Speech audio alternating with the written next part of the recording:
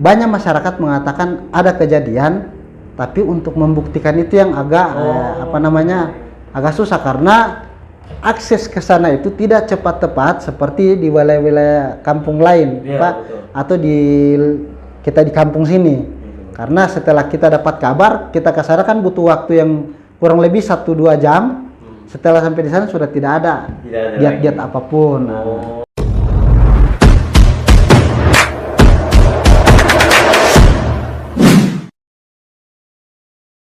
Oke, bismillah. Assalamualaikum warahmatullahi wabarakatuh. Kembali lagi bersama saya Miftahul Abdal di program Dimensi Informasi.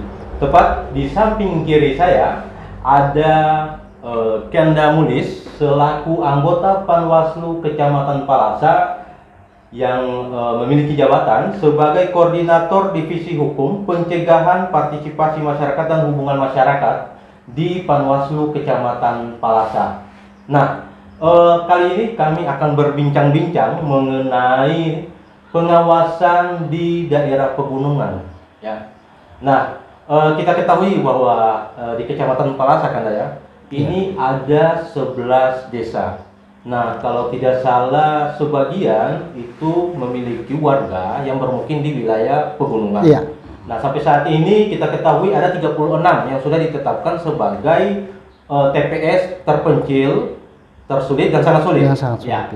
Nah, olehnya itu, seperti apa tantangan bagi Panwaslu Kecamatan Palasa melakukan pengawasan kepemiluan, khususnya di daerah-daerah pegunungan? Ya. Oke. Bismillahirrahmanirrahim. Assalamualaikum warahmatullahi wabarakatuh. Jadi terima kasih sudah menyempatkan diri untuk menyambangi kami di Sekretariat Panwaslu Kecamatan Palasa. Jadi seperti apa yang ditanyakan tadi, apa kira-kira dasar dari pertanyaan tadi, apa kira-kira tantangan kami dalam mengawas di daerah-daerah terpencil? Yang pertama, tantangan yang mendasar itu adalah Panwas itu harus minimal menguasai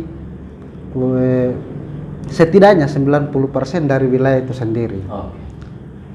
Entah itu letak geografisnya atau jarak, sampai dengan kita menempuh perjalanan ke sana itu menggunakan dengan alat transportasi seperti apa.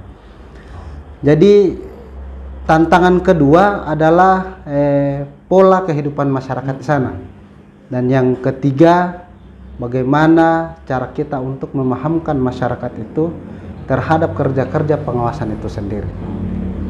Untuk di wilayah pegunungan. Iya, wilayah pegunungan. Nah, sampai saat ini khusus untuk di wilayah pegunungan, tugas dan fungsi Panwaslu itu sudah sampai di mana yang telah dijalankan sampai saat ini? Untuk langkah awal yang sudah kami lakukan sampai saat ini lebih kepada sosialisasi terhadap yang paling mendasar itu adalah sosialisasi terhadap untuk meningkatkan partisipasi masyarakat di dalam pemilu nanti di 14 Februari 2024. Karena kita tahu sendiri masyarakat ini apabila kita tidak terlalu perhatikan secara pemahaman, maka mereka tidak akan memiliki rasa untuk terpanggil di dalam jiwanya untuk memenuhi salah satu, bukan kewajibannya, tapi salah satu sebenarnya hak konstitusi barangkali atau hak pilihnya untuk dia salurkan nanti di 14 Februari. Karena itu adalah salah satu tantangan untuk memahamkan mereka apa sebenarnya asas manfaat dari pemilu itu sendiri. Nah, lagi-lagi saya sebelumnya mohon maaf untuk wilayah pegunungan, khususnya masyarakat. Nah, tentu kita ketahui sumber daya manusianya sedikit rendah. Kan dari sektor pendidikan dan lain sebagainya. Nah, seperti apa sih cara strategi dari Panwaslu memberikan pemahaman selain dari meningkatkan partisipasi, khususnya memberitahukan ini yang boleh dan ini yang tidak boleh. Nah, seperti apa? Ya, cara kami yang pertama hanya sekedar pendekatan emosional. Kemudian kita sebisa mungkin untuk bergaul secara langsung, walaupun tidak seluruhnya. Mungkin kita pilih di mana toko-toko yang bisa di wilayah itu bisa didengar, atau menjadi toko yang ketika masyarakat punya masalah menjadi tempat keluh kesah oleh masyarakat. Maka kami yang datangi awal itu adalah mereka, kemudian dipahamkan, kemudian dari toko itu kami berharap beliau untuk mensosialisasikan secara langsung kepada masyarakatnya agar efektif efisien waktu yang kami gunakan itu lebih akurat. Karena apabila kita door to door juga, nah itu kan sesuatu yang artinya luar biasa juga dan memakan waktu yang tidak sebentar kan. Tentu juga menggunakan bahasa daerah. Iya, kalau bahasa Lauje ya. Kalau bahasa itu sudah jadi hal yang wajib. Apabila kita menggunakan bahasa nasional kita, bahasa Indonesia, maka kita perlu translator juga dari. Betul. Nah, jadi kita pribadi alhamdulillah untuk Kecamatan Palasa seluruh Panwascam ataupun PKD-nya semua menguasai bahasa Lauje itu sendiri. Nah, sekedar informasi di lapangan yang juga saya temui karena bahwa berdasarkan cerita sepihak, sehingga ini yang perlu diklarifikasi oleh Panwaslu juga. Nah, informasi saya dapat bahwa ada pengarahan tokoh-tokoh masyarakat tertentu untuk mencoblos paslon tertentu atau peserta pemilu tertentu, yang misalnya itu sempat kejadian di 2019 dan di pemilu-pemilu sebelumnya. Nah, ini kan baru berdasarkan cerita sepihak saja yang belum kita dapati soal kebenarannya. Nah, pun kalau terdapat tindakan seperti itu yang dilakukan ketika pemilu di 2024 mendatang, nah tindakan seperti apa atau langkah seperti apa yang akan diambil oleh Panwaslu Palasa? Iya, kalau terkait cerita-cerita yang berkembang di masyarakat luas terkait dengan masyarakat terpencil wilayah Kecamatan Palasa, saya rasa sedikitnya sudah duplikasi dari apa yang sudah kita kenal di wilayah timur Indonesia.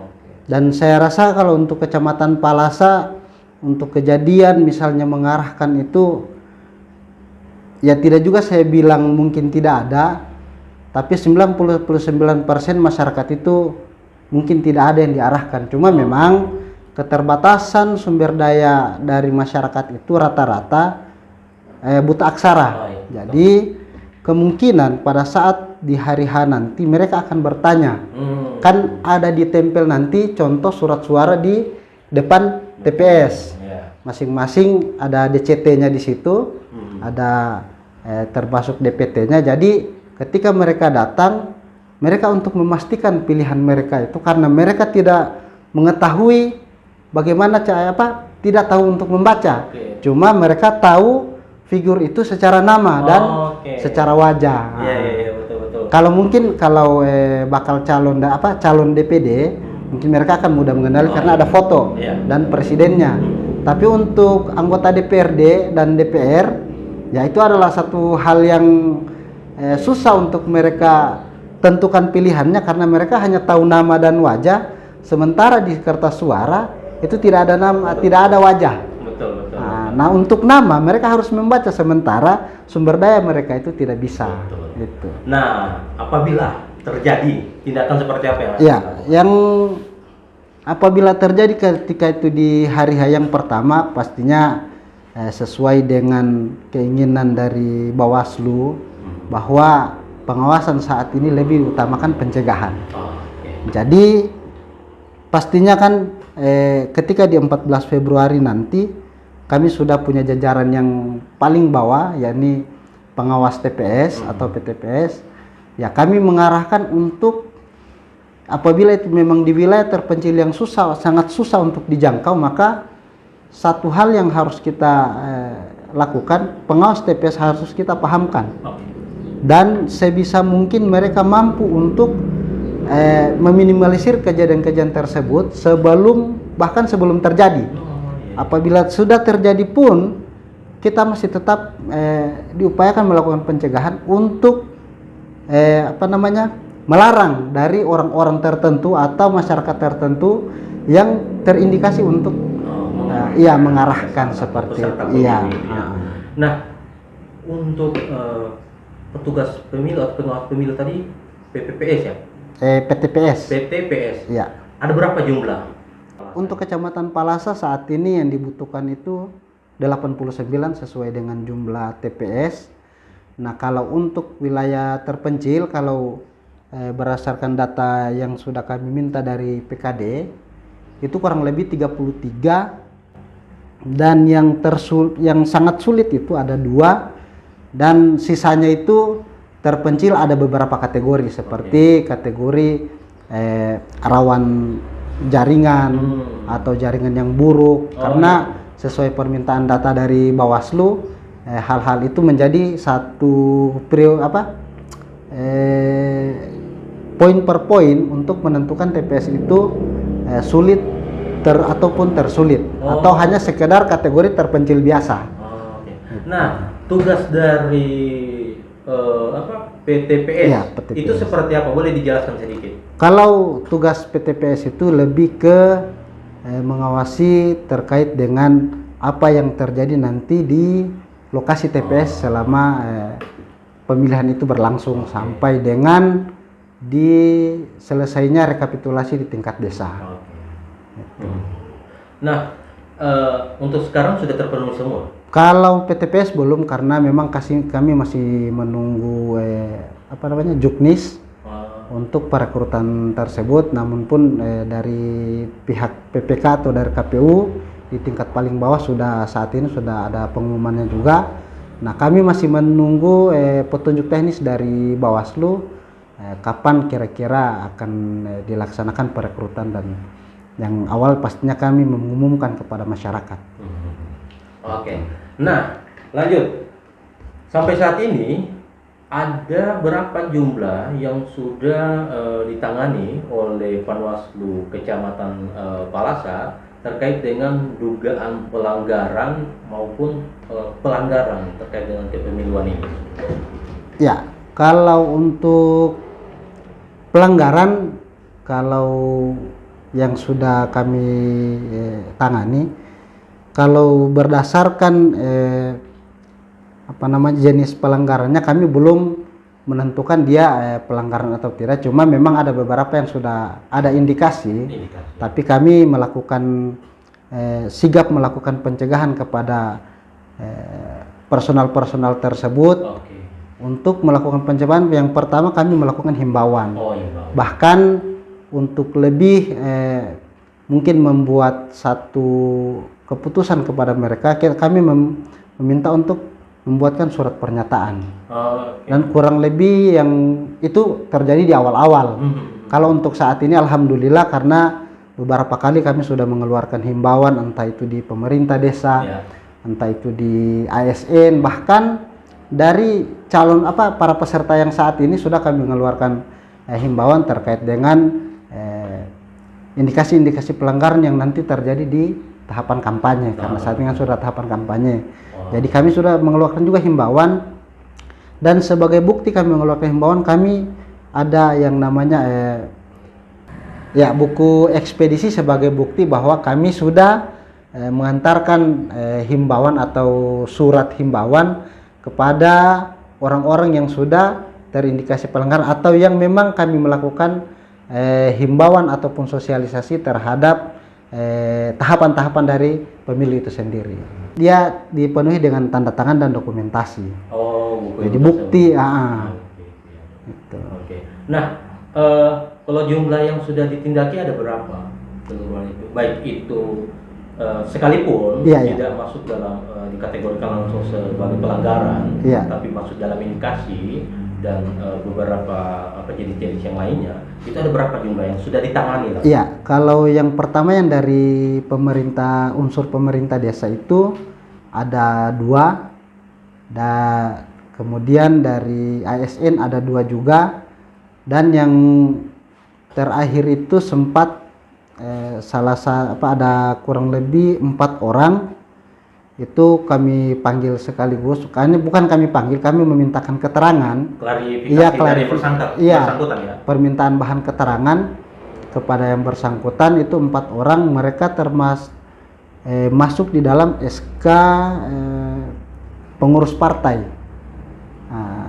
Yang mereka berstatus sebagai, yang ada yang dari P3K, ada yang BPD, tapi ada masuk dalam dari pengurus partai. Dan ternyata setelah kami mintakan bahan keterangan kepada mereka, permintaan bahan keterangan, ternyata mereka juga tidak tahu menau.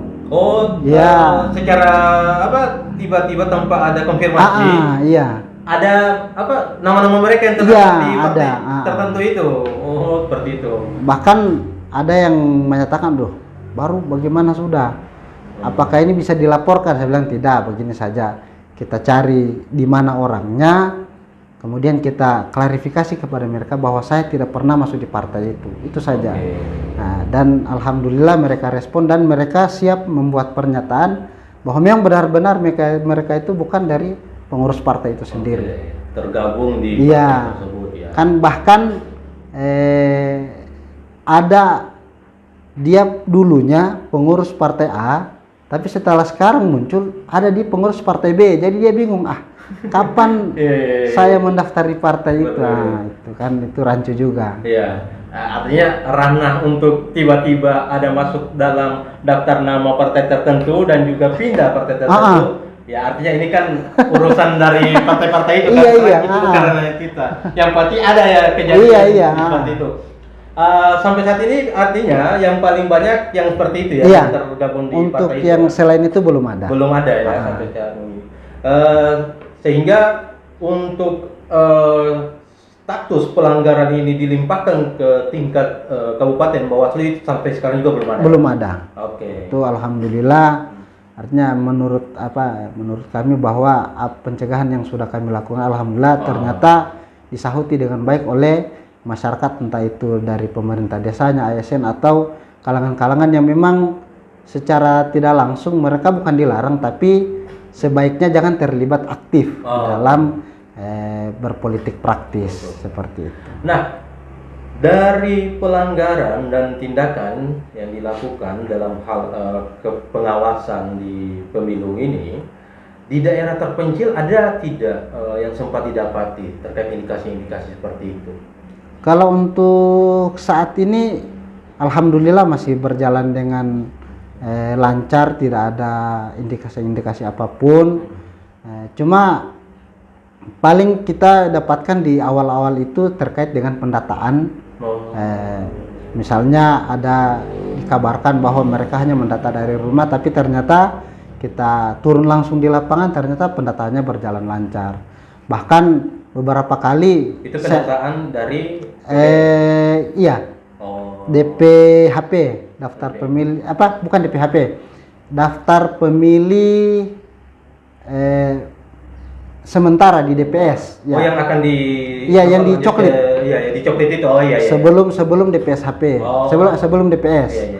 Itu pada saat pencoklitan, ada yang dikabarkan beberapa masyarakat bahwa Pantarli ini melakukan pendataan hanya dari rumah. Ternyata setelah kami turun lapangan, bahkan pada saat saya sendiri turun lapangan itu, bahkan ada 2 Pantarli yang sempat saya bonceng ke pegunungan. Itu di Desa Pebounang. Nah, yang pertama saya dapat jalan kaki di antara, namanya itu di Siboalai, ada di dusun 3 kalau tidak salah. Nah, itu menuju ke dusun 4, dusun 5. Iya, dusun 5 kalau tidak salah di Alalapan. Jadi dia singgah di situ. Nah, alhamdulillah saya juga di situ melakukan pengawasan bagaimana caranya untuk mendata di wilayah terpencil. Memang sangat luar biasa. Penyelenggara di tingkat bawah, entah itu di bawahan dari KPU ataupun Bawaslu di tingkat bawah, terutama di wilayah terpencil itu memang sangat luar biasa. Nah, Kanda Mulis ini pernah juga di Panwaslu Kecamatan Palasa di 2019 lalu ya? Iya, sebagai staf. Biasanya pelanggaran-pelanggaran yang didapati itu untuk di wilayah pegunungan Ada tidak? Kalau untuk sejauh ini 2019 paling yang terjadi itu indikasinya ketika di tahapan kampanye seperti ini yang kebanyakan itu indikasi misalnya money politik, tapi setelah ditelusuri secara mendalam artinya banyak masyarakat mengatakan ada kejadian, tapi untuk membuktikan itu yang agak agak susah karena akses ke sana itu tidak cepat tepat seperti di wilayah-wilayah kampung lain, Pak, atau kita di kampung sini. Karena setelah kita dapat kabar, kita ke sana kan butuh waktu yang kurang lebih 1-2 jam. Setelah sampai di sana sudah tidak ada giat-giat apapun. Jadi kalau untuk ditangani secara langsung wilayah terpencil ini sejauh ini yang saya bergabung di penyelenggara, dari pengalamannya belum ada yang memang ditangani secara khusus. Oke, untuk khusus wilayah terpencil. Paling yang terjadi langsung dilakukan pencegahan. Oh, langsung pencegahan. Cuma memang hampir banyak itu di wilayah-wilayah lembah. Iya, di lembah kita di perkampungan. Perkampungan ini. Dan khususnya itu banyaknya itu sebenarnya indikasi pelanggaran di sosial media berat ya. Iya, yang gitu ya? kami yang sudah sempat ditangani di awal-awal itu sosial media. Sosial media. Iya. 2019-2024 apakah kasus yang sama juga yang sering ditemukan? Iya. Dan itu yang paling banyak juga. Iya, sosial media ini kan setelah marak sekali di masyarakat kan masyarakat belum terlalu paham tentang terkait dengan regulasi-regulasi kepemilihan itu tersendiri. Apakah mereka menjadi orang yang dilarang di dalam menyampaikan citra diri dari calon itu sendiri. Jadi pada saat ini alhamdulillah kami gunakan kesempatan itu dari sedini mungkin. Setelah kami dilantik di Oktober 2022, maka pada saat itu baru berjalan 1 bulan kami sudah melayangkan himbauan kepada bahkan pengurus masjid. Oh iya. Pengurus masjid walaupun pada saat itu belum ada keputusan MK. Oh iya. Ya, kami sudah melayangkan masih sesuai dengan Undang-Undang 7 2017. Nah, itu kami sudah melayangkan kepada pengurus bahwa tempat ibadah itu tidak bisa dijadikan kampanye. Seperti itu ya. Walaupun dia masih dalam bentuk sosialisasi pada saat itu. Iya. Oke. Nah, sampai saat ini khusus untuk pelanggaran di sosial media itu baru ada berapa yang ditangani? Kalau sosial media baru 4. Baru 4. Iya. Ini di luar dari tadi misalnya orang-orang yang sudah tergabung di P3K yang tiba-tiba ada namanya di partai itu di luar. Di luar itu artinya khusus untuk indikasi di Iya. sosial media baru 4 berarti. Baru 4. Kalau di 2019 kemarin itu ada berapa? 2019 seingat saya tidak sampai 5 juga. Oh, tidak sampai. Tidak sampai 5. Karena memang setelah ada kejadian Panwaslu melakukan pencegahan. Iya, nah, pencegahan dengan begitu tidak lagi tidak terulang. Tidak terulang lagi. Karena yang kami himbau bukan hanya pribadinya, tapi di mana instansi dia berada. Oh, seperti itu. Bahkan walaupun dia misalnya dia dari instansi tertentu, kami cari di mana salah satu instansi yang bisa memberikan himbauan secara menyeluruh. Misalnya di kecamatan. Kemudian kami berkoordinasi kepada Kapolsek apabila ada kegiatan-kegiatan masyarakat, minta tolong kami untuk dibantu juga mensosialisasikan bahwa ini yang tidak bisa dilakukan oleh masyarakat di tahapan-tahapan pemilihan itu sendiri. Oke, jadi sahabat Doner, dan kita sudah membahas panjang lebar terkait dengan pengawasan di wilayah pegunungan.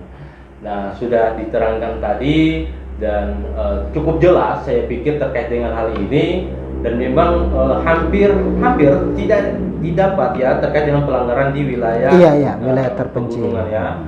Itu karena tadi juga soal akses jalan yang memang cukup sulit di sana. Tapi yang pasti semaksimal mungkin Panwaslu Kecamatan Palasa terus melakukan pengawasan. Nah, barangkali itu dulu dari kami. Kami mengucapkan juga terima kasih kepada Kanda Mulis, anggota Panwaslu Kecamatan Palasa yang telah menyempatkan untuk duduk berbicara bersama-sama di Dimensi Informasi kali ini.